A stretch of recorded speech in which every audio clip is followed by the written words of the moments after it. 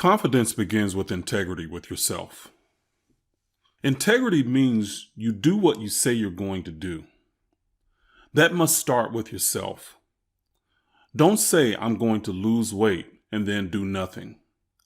Don't say, I'm going to fire my boss when I start my business and then never follow through with getting training or taking classes so you can start that business. If you never follow through with what you say you're going to do, you won't build confidence.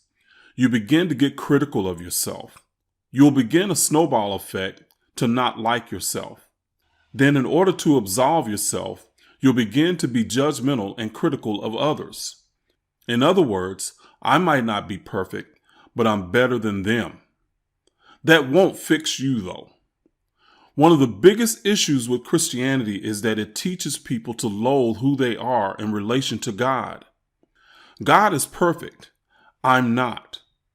I'm barely worth saving, yet He does because of His grace.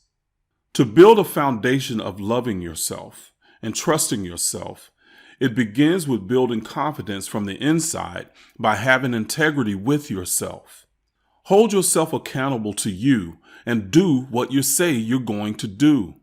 Live with integrity. Thank you for watching.